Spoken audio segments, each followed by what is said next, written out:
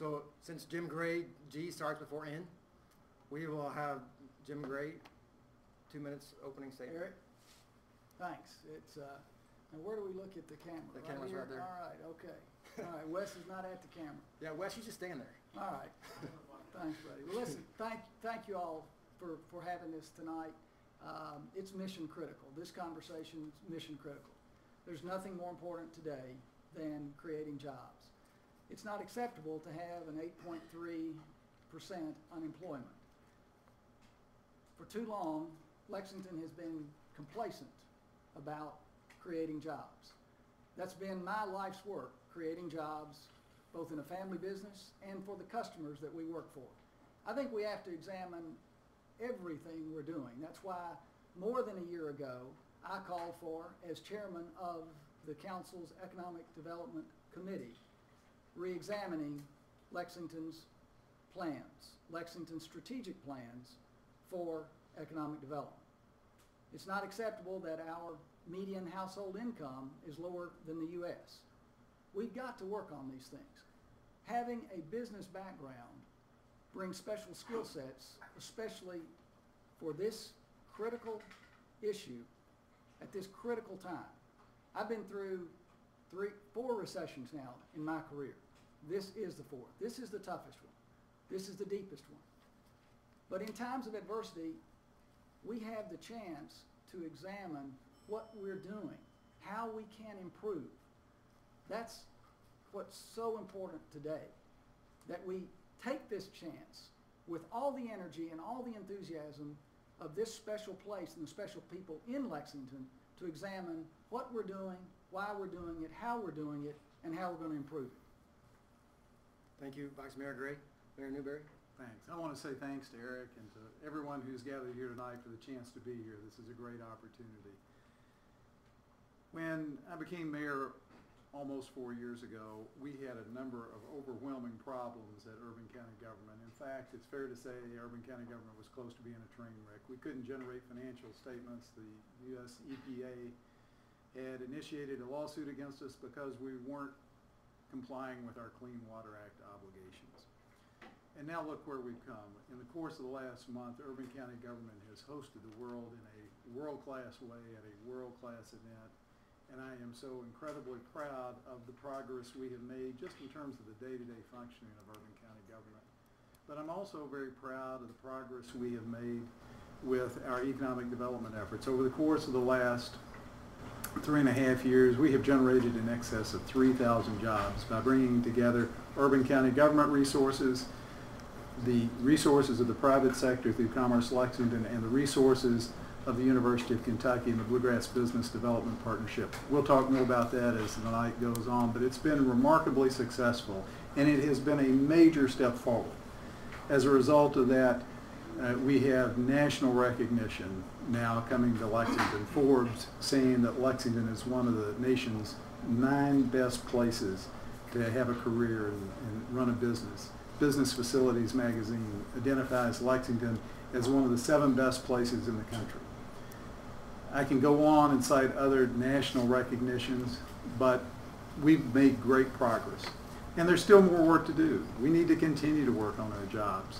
We need to find ways to improve our environment, expand our recycling, and make sure that we continue to make the improvements in water quality here that we've seen in recent years.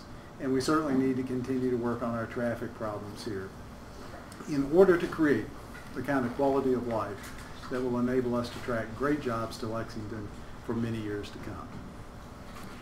Thank you guys both. So since you went first in opening statements, I'll ask you the first question. We have about 2 minutes, and you can flex with that. About 1 minute for rebuttal. So the research that we have done goes back really to 1990. I graduated high school, Tate Street High School in 1991. So really, my whole entire adult life shows since 1990, cities like Louisville, Nashville, Austin, Atlanta, Pittsburgh, if you look at U.S. Bureau of Economic Analysis, you look at the income levels, in 1990 we were very competitive, if not beating some of those companies, or cities, sorry. Since then, they have out-earned us between 17 and 21%. So I start with that because it's important that we understand this is not something that is just a phenomenon in the past couple of years. It's not because of the recent recession or whatever. This has been going on for a long time. My whole generation, most of us have left. All my friends live in other cities right now, and that's fact.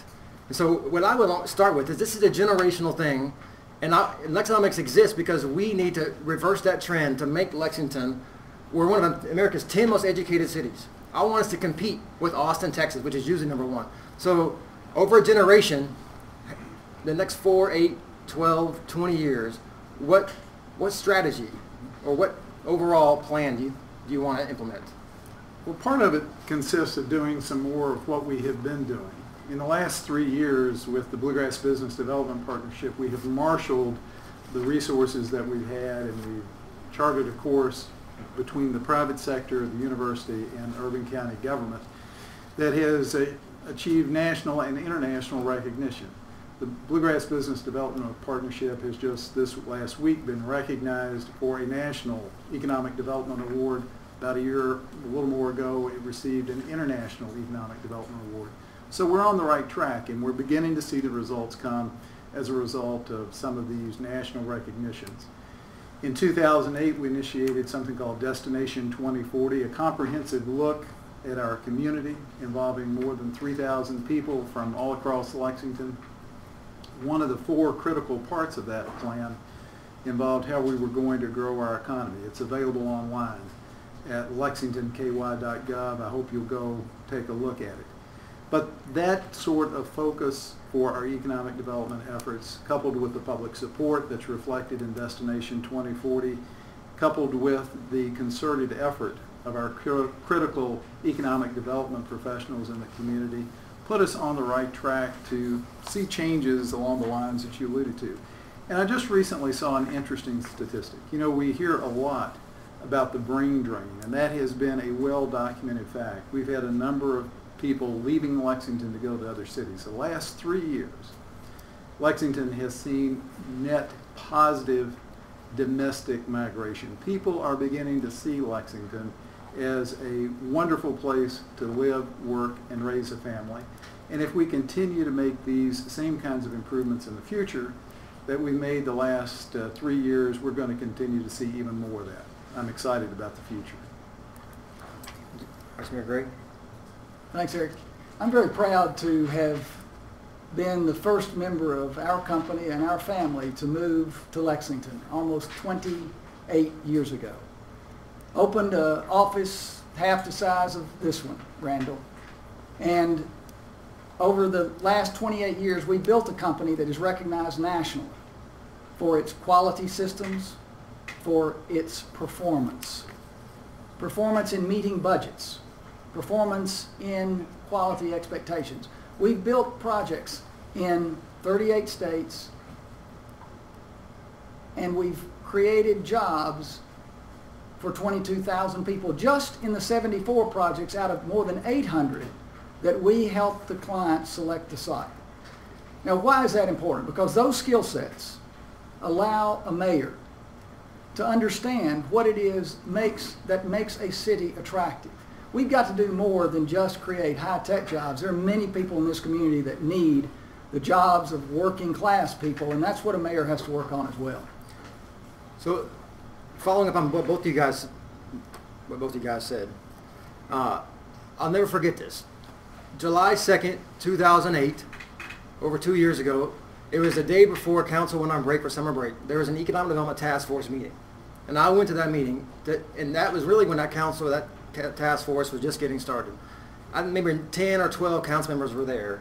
And I remember at least 7 or 8, maybe 9, repeatedly said, we don't have any idea of what our plan is as a city. We don't have any understanding of who's responsible for what. We don't know what's going on. We can't get answers to questions talking about where money is invested for economic development and who's accountable for that money and whatnot. And so, and this is why LeXenomics exists, because we have got to have strategies. If we don't know what we're doing, and I'm not blaming anybody. I mean, I personally think it's a lot of what Lexington has done, and I'm saying this myself. We're not really good at strategy, and we've got to have money to pay the bills. That's my thought. Call me crazy. So what strategy And where would you start? Like an overall strategy. And you go first, 2 minutes, and then 1 minute for you. I remember that day well, because that was a day where I and other council members went out on the limb and said, we've got to do better. We are not getting the results. We are creating 12 graduates a day through our university system, and we're only creating jobs on a good day for 2. And we were asked then for more. Now, you know, when you go against the grain, when you go against the convention, when you go against the good old system, people are going to get upset. But I've gotten accustomed to that in the last several years. In our business, whenever we say, this is it, we've done it, pat ourselves on the back, I know that we better get worried. That's what's happened in Lexington. By having a great place, by having a great university system, by having a great healthcare system, we have become complacent and said, all is perfect in paradise. It's not. 8.3% unemployment, up again from 7.7% in as late as May, is not good enough. We have to re-examine the conventional thinking that Lexington is not a place for working people's jobs. Lexington's not a place for anything but service sector jobs and high-tech jobs. My belief is, just like across America, we can put people to work just like we did before in making things. Now, I speak from experience right now. There is a reactivation today in America in manufacturing. Our company is just seeing the new seeds of that occurring. This is a place that we can focus on and create more than one strategy. Thank you. Mayor Newberry. A city is a complicated organism, and it is difficult to come up with a step-by-step list of things that a city comprised of 300,000 very different individuals are going to do in lockstep. They tried that in the Soviet Union. It didn't work very well on that level. So what we have done, rather than have a top-down declaration of here's what our strategy is have a bottom-up building of a common sense of direction for our community. That was the Destination 2040 plan. It so happens it was in the middle part of its development in 2008 when that meeting that you alluded to, Eric, was being held. And I think when you look at that, there are a number of different strategies set forth in the document that provide a roadmap for our economic development efforts over the course of the next 30 years. It will take a long time for us to get where we ultimately want to be, but we can do it. So I really like that point. So when Destination 2040 was happening, that's actually when I moved back to Lexington for family reasons, and I got really involved with that. And that actually spawned everything else for everybody watching. Because what I discovered is I went around to Chevy Chase and Common Grounds and then more traditional demographics. I found Lexington is full of smart people. I mean, they're everywhere. They're in the woodwork. What I found is that we're disconnected. And we don't know how smart we are. We don't value even ourselves a lot of times, much less other ideas and stuff. And so what can we do as a community to help, one, because small business is known as being a backbone for job creation. And we have such immense human capital, brain power here in Lexington, one of America's 10 most educated cities. Now, hat tip to the Chamber of Commerce for doing that research. I mean, that is phenomenal. Most people don't think of Kentucky as being a hotbed for smart people, but Lexington is actually a breeding ground for it. Like we breed great thoroughbreds, we also breed smart people. So what can we do to help, whether entrepreneurs get started? We have a lot of feedback in our world about how difficult it is for innovative businesses, new business, to really get started. They don't know where to go or how to go about it. So what can we do to help our smart people, our human capital, realize its full economic potential? Okay, who's the question? This is for, Right, okay. I forget, you went Right. first. That's right. There are a multitude of things.